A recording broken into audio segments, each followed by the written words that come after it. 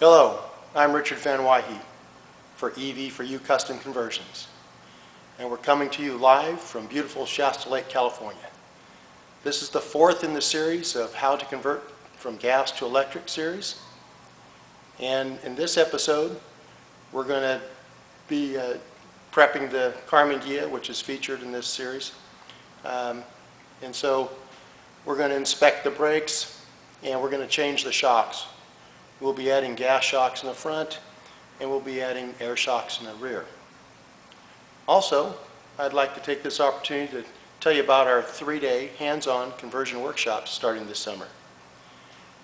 These are going to be a classroom and shop experience. It's probably going to be 20% classroom, 80% shop. We will discuss donor vehicles, AC or DC, component selection, layout and design, batteries, controllers, adapters, couplers, battery monitoring systems, performance, safety, all the aspects in regards to converting a gasoline vehicle to electric. And we will take an operating gasoline vehicle, which we will drive into the shop under its own gasoline power. We will remove all the internal combustion components and convert it to electric. This will be an engineered project, and so we will discuss different aspects of the conversion and so forth. But it'll be done in such a way that the participants will be able to convert the vehicle in the 3 days. The class sizes are kept small to enhance the hands-on experience, and we provide lunch each day at local restaurants, and you get a feel for what's involved in a conversion, give you a lot of confidence and insights as to the big picture of a conversion. And this is a beautiful place to do it. You know, you may want to schedule some extra time to take in the sights. We have a bunch of them all within an hour of us. There's many things to see and do. And so the workshop dates are July 21st through 23rd, August 18th through 20th, September 22nd through the 24th, and October 20th through 22nd. There are a possibility of adding some weekday events. Those are all Saturday, Sunday, and Monday workshops. We may add some for those that a weekend workshop isn't convenient. We'll add possibly 1 or 2 during the week. So, without any further ado, we'll get started on the brakes and shocks on the Karmann Ghia. Thanks for joining us. All right, here we are at the front end of the Karmann Ghia. We'll remove the front wheel, take a look at the brakes, remove the shock, replace it, and of course reassemble everything. I've already removed the hubcap and set the parking brake. We'll loosen the lug nuts, then we'll jack the front end up. So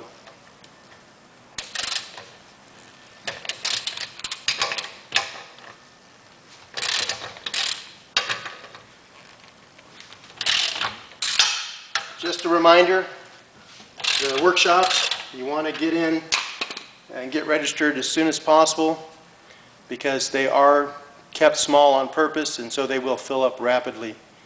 The way to register is to go to our website, which is EV4UNow.com. It's EV4UNow.com. Click on 3-day hands-on conversion workshops, and you can register for any of the dates. The cost is $495, and like I said, that includes your lunch each day. It includes instructional materials and the 3 days of hands-on work. We provide the vehicle, all the components, everything. those coming from out of town will need to take care of their own lodging and other meals. We have listed several nearby motels on the website that you can just click a link and go directly to them and make your reservations.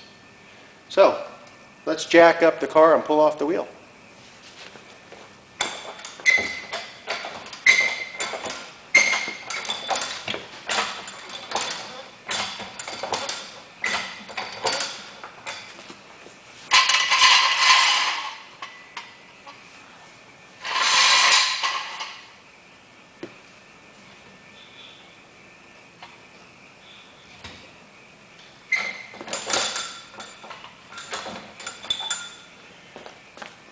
As is a habit of mine, we have the vehicle jacked up and on jack stands, as well as the jack. So the weight's kind of divided between, well, it's mainly on the jack stands, but there's also some tension on the jack, so that if you had something happen, it's unlikely, but I'm a better safe than sorry kind of guy, and so we go the extra mile to be safe.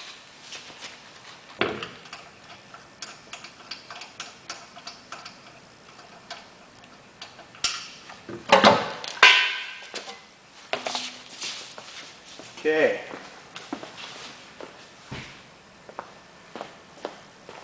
Got the wheel off. Take a look at the brake here.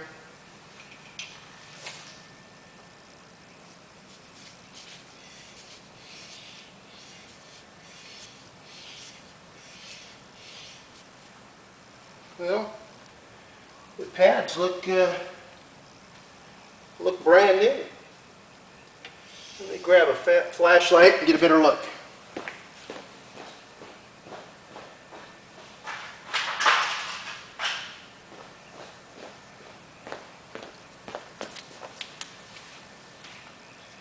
Oh my word, yes. Lots of meat on those pads. Those are just like new. Very good. That's what you like to see. We bought the car used, of course, and you don't know what to expect, but these are in very good shape.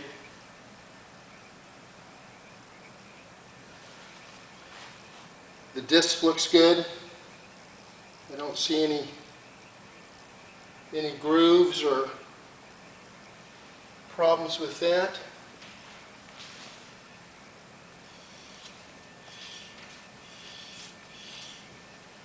Very good.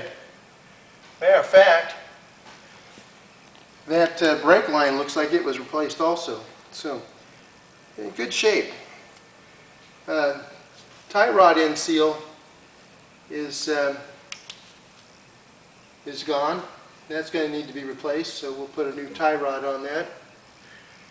And of course, one of the things we do before we tear it down and have it converted, we will replace those type of items, and we'll have it aligned, and that will ensure that it tracks properly and we get optimal range. So what we're going to do is we're going to take this old shock, pull it off, and put a new KYB gas shock in its place. So let me grab the correct wrenches and we'll get started.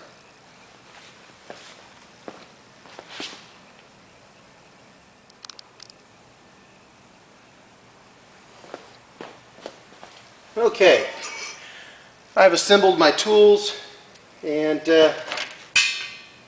got a little trouble light here, because otherwise it's dark in the hole.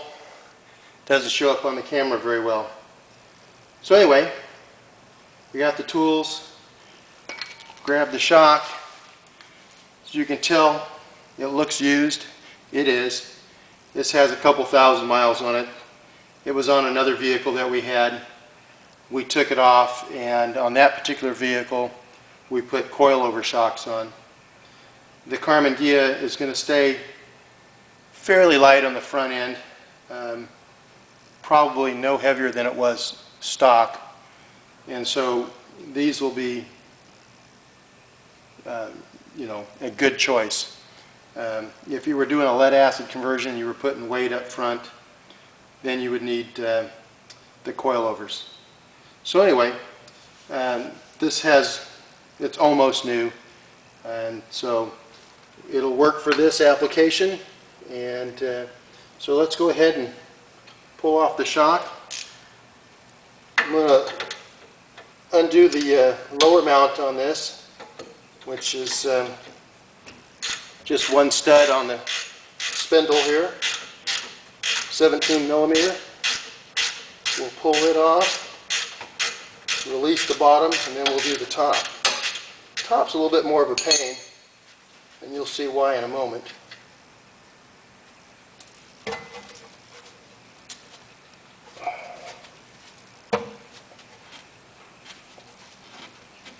These shocks have been on here for a while.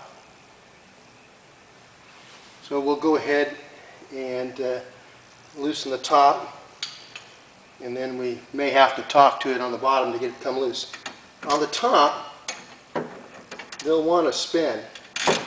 See? So take a pair of pliers, hold it. Some of them have a flat spot on the stud where you can put a wrench. Hold it. Some have an Allen head hole in the top of the stud to secure it. This doesn't have any of that, so I'm having to hold it with these pliers. And again, like I said, these have been here a long time. There's a lot of road debris on here, and so it is not wanting to come easily.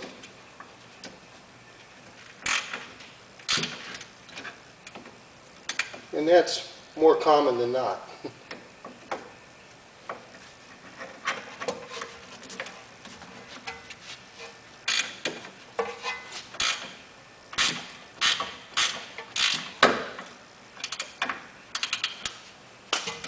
See if I can do it by hand at this point. And no. And let me grab something else real quick.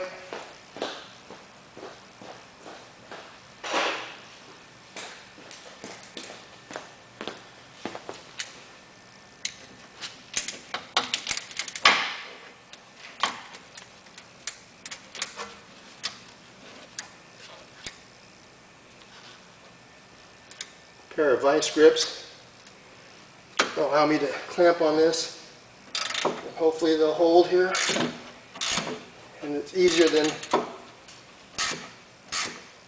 keeping pressure on the pliers and holding it and loosening this at the same time. There's always more than one way to skin a cat. When you're working on cars, you have to get creative sometimes. This is not a very difficult procedure at all. Sometimes they'll want to fight you. So there we go.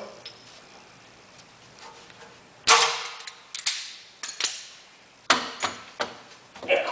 A little movement, the bottom came right off. So this is a regular shock, stock shock for a Volkswagen. It was time for replacement. We knew that by the ride, but when you look at it, it's obvious also bushings and stuff were worn. So now we'll stick the replacement shock in position. Gas shocks will need to be compressed to put on, and sometimes that's a little tough. Depends on how strong a shock it is. And these are pretty good shocks. They take quite a bit of pressure. Okay.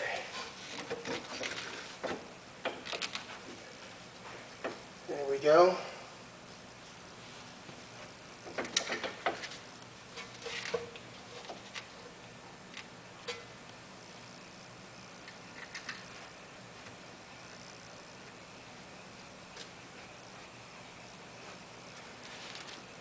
Put the nut on the lower one here.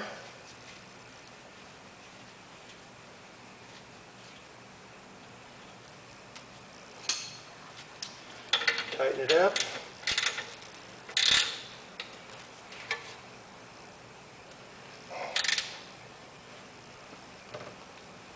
go. I use these ratcheting wrenches a lot. They are very handy, especially in areas where you can't get a socket. And so they're a nice tool to have. I have metric and English, and use them a lot. Very handy tool. So as soon as we finish this, we'll put the wheel back on, and then we'll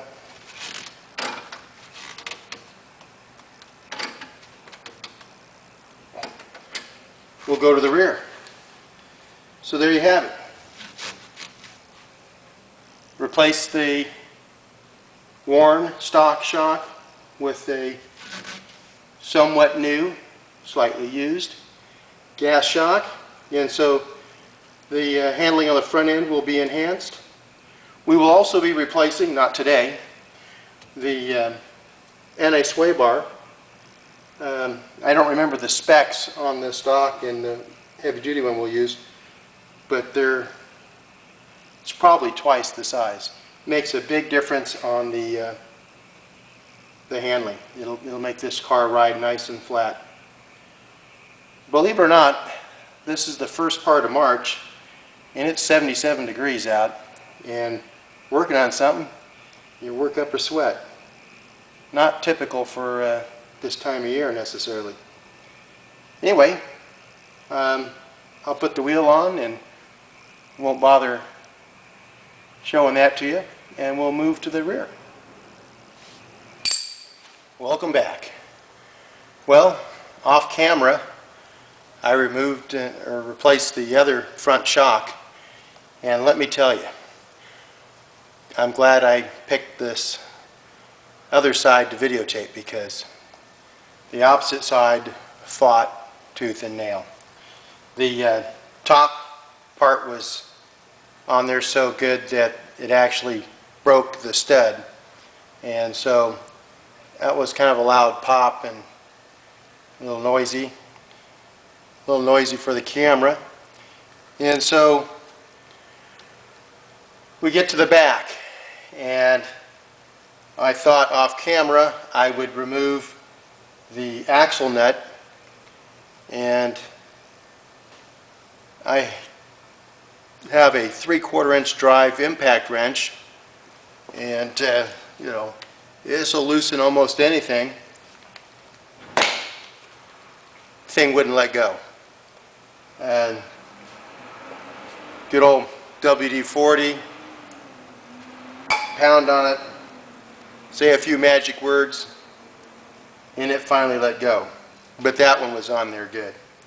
I do have a really large breaker bar that I've used on these in the past, but this thing was really on there. I forget the torque setting on them, but I think somebody put this one on with an impact wrench and didn't torque it, and it was really on there. So anyway, that was noisy and time consuming, so fortunately you didn't have to sit through that. And I've really worked up a sweat finishing the other front side and getting that axle nut off. So we'll pull off the wheel on this. Going to use an impact wrench this time because I'm tired. See if this will bring it off. Whoa.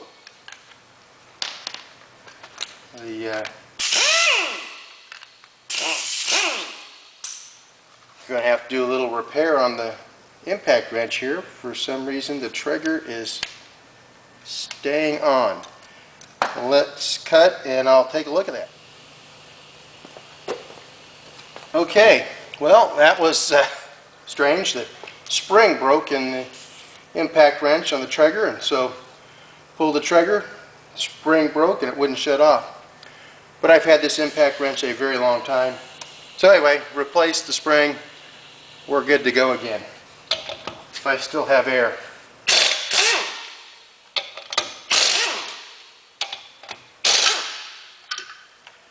Okay.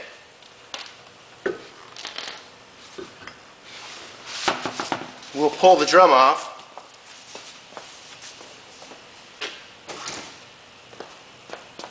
And take a look at these back brakes while we're here. And then we'll replace these rear shocks.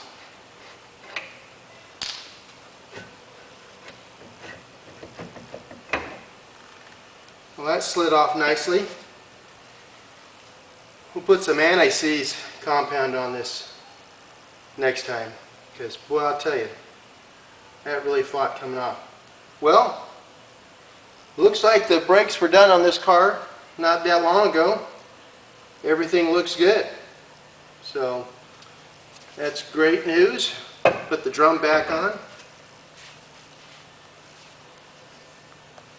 Take a look at the drum before we put it back on. No scoring or gouges. Looks good.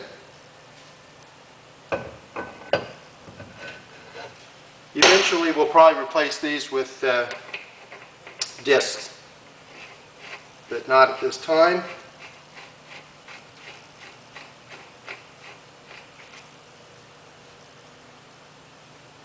Okay, let's see what size we have here.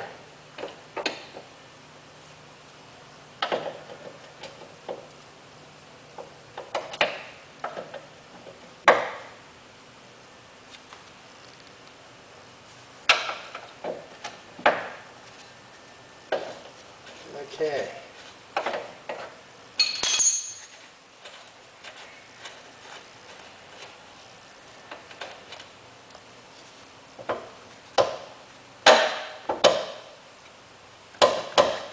Again, this is just, looks like a stock shock. We will replace this with air shocks. Again, I have the vehicle jacked up with both the jack and jack stands.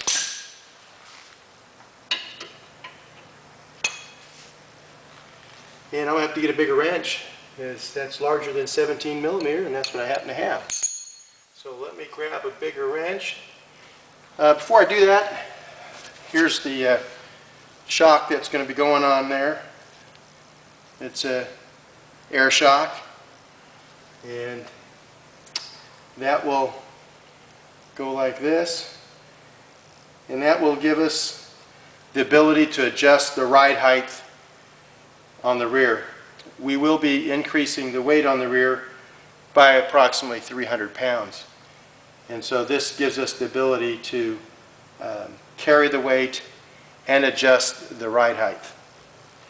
One of the things with putting the gas shocks on the front is we've increased the ride height a little bit on the front of the car, because as I mentioned before, the gas shocks are, there's a gas in there, so that cylinder wants to lift, and it, on the light front end, it did make a difference on the ride height.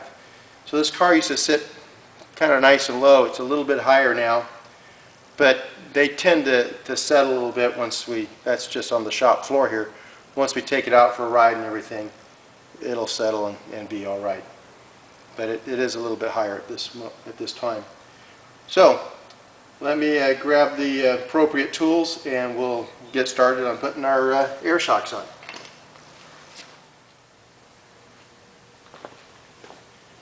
Okay, well, off camera I took that bottom nut off. It was on there good, required the impact wrench to loosen that up. So everything's been on here real snug. One second here.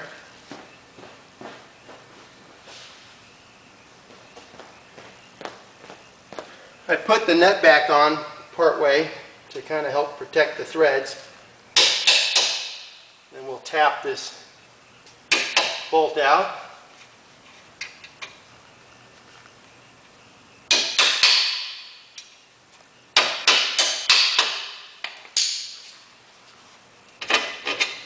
Okay, we're loose on the bottom side and the top.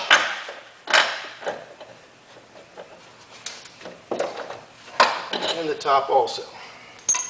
That's the top, that's the bottom. Pull that out.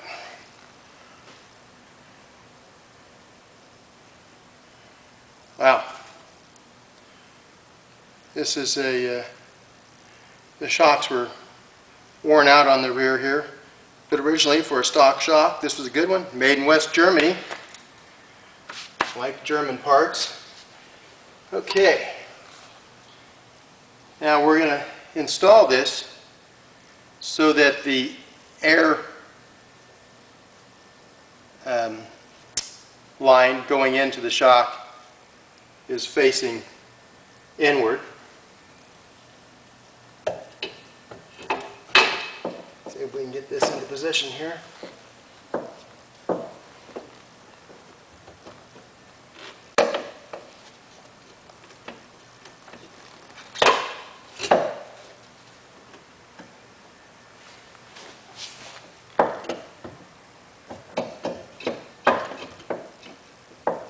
Okay.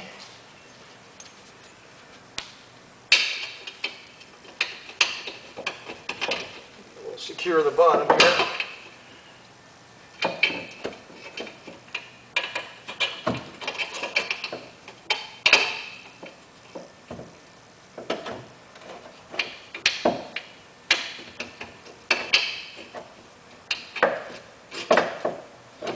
Well, it looks like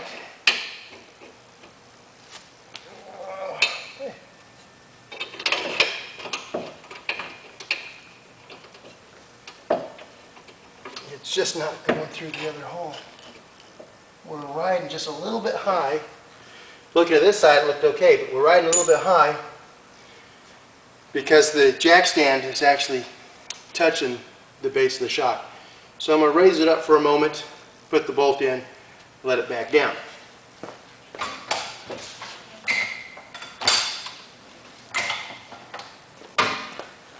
Okay.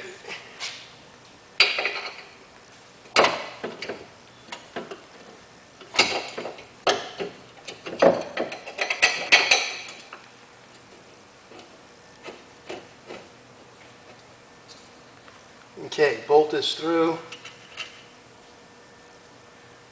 Boy, whoever worked on this car really torqued things down good. So anyway, let's let this back down on the jack stands.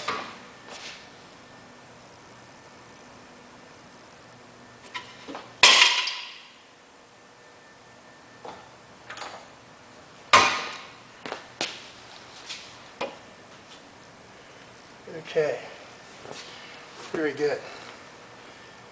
So, now, before we tighten the bottom up, I want to get this top in place here.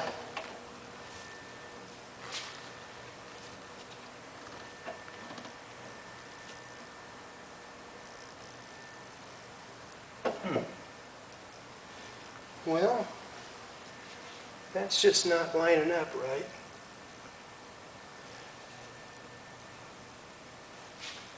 These were supposedly for this vehicle. Let me see if there's a difference between the two.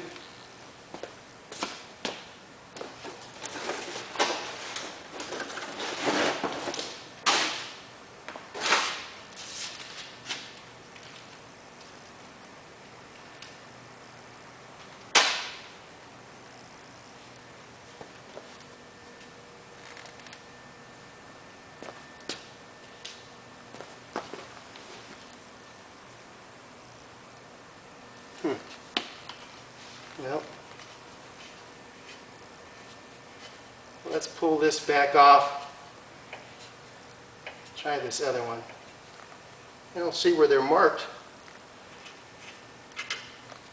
left or right. I don't ever remember having an issue. Well, hang on a second. This one does have a number and then an L. So maybe these do come left or right. You don't remember that issue before.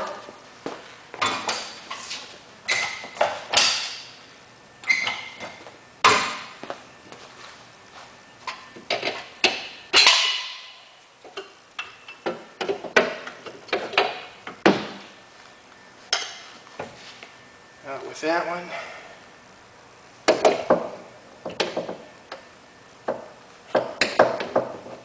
Yeah, this looks like it's going to line up better. So, take a look at this one. Sure enough, done this so many times and there wasn't a left or right that didn't even consider it. Didn't read the instructions. So that's what you get. Do something twice.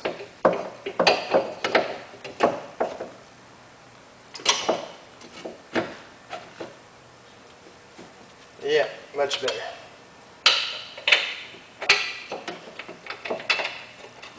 Okay. Things to line up here.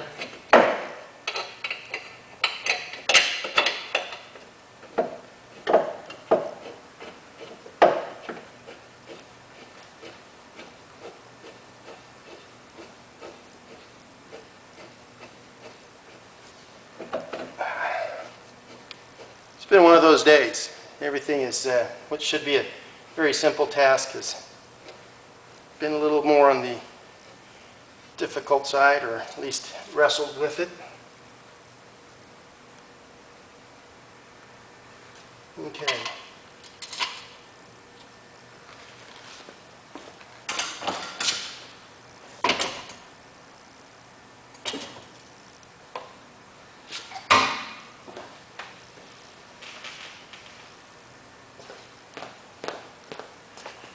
Okay, got that back, kind of back at where we were here a few minutes ago. Okay, still, it looks like there might be a clearance issue on this shock. And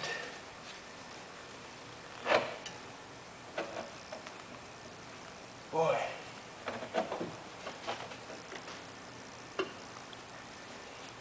yeah, there's going to be an issue here. That is going to rub.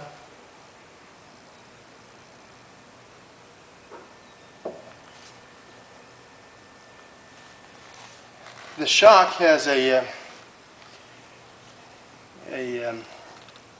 larger diameter upper piece here that this then rides in and out of.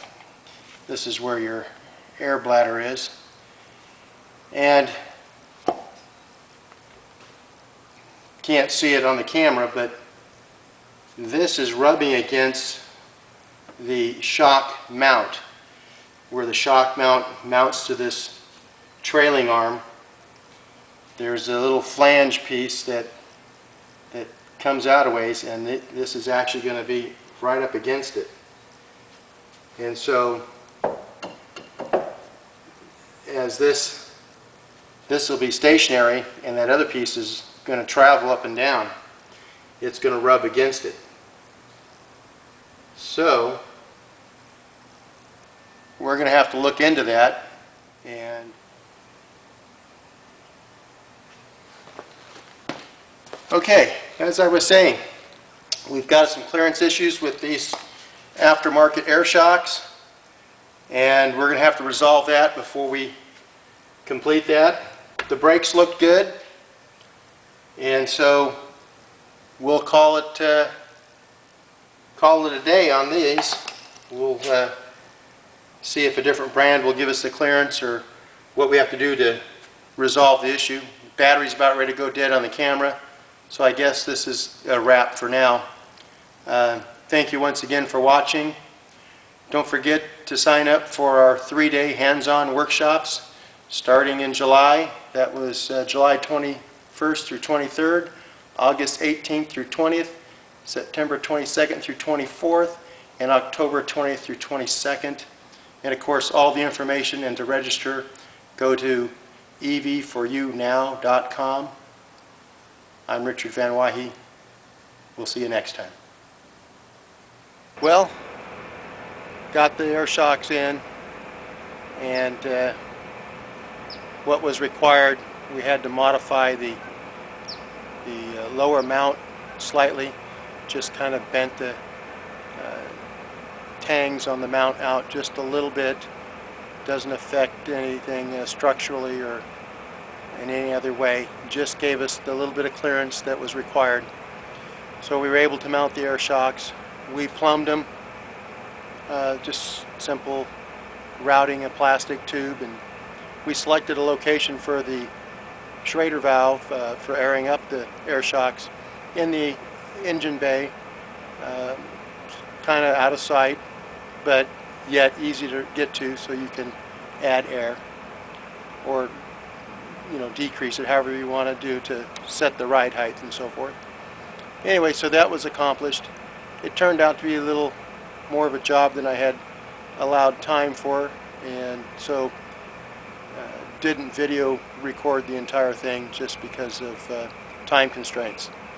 So I apologize about that, but hope you continue to follow our progress in the next series. We're getting close now where we'll start removing the engine and moving forward towards the conversion.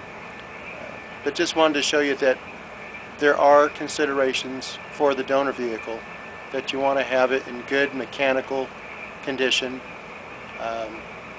And on some vehicles it requires some modification. On the Bug we added four-wheel disc brakes. The Karmann Ghias have front disc brakes. And another difference between the marketing vehicle Bob and the Karmann Ghia is that Bob has a lead acid pack, and so it weighs almost 500 pounds more. And so having the coilover shocks in the front and four-wheel disc brakes were a little more of a factor in that regard. The Karmann Ghia, we're only adding maybe 300 pounds to the original weight of the vehicle. So it's like putting two people in the back seat. So we'll be fine with the suspension as it was from the factory. One of the things about the Bug, and we kept it underneath the gross vehicle weight, so we could have left the brakes stock. It's just that the drum brakes on the Bugs aren't self-adjusting. It's just another maintenance item. And one of the benefits of an electric vehicle is lower maintenance.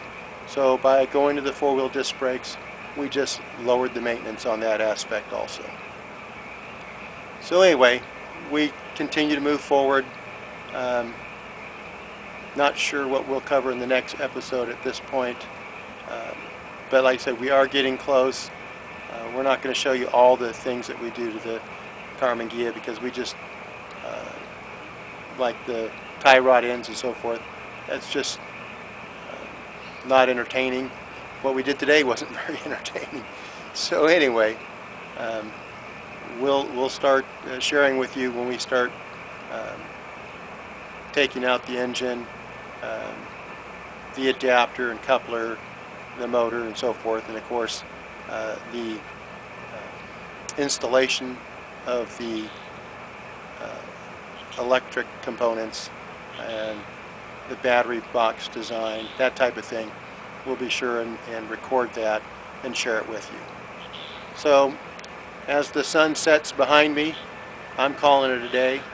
Thanks again for watching, and check out our website for any updates, and we'll see you next time.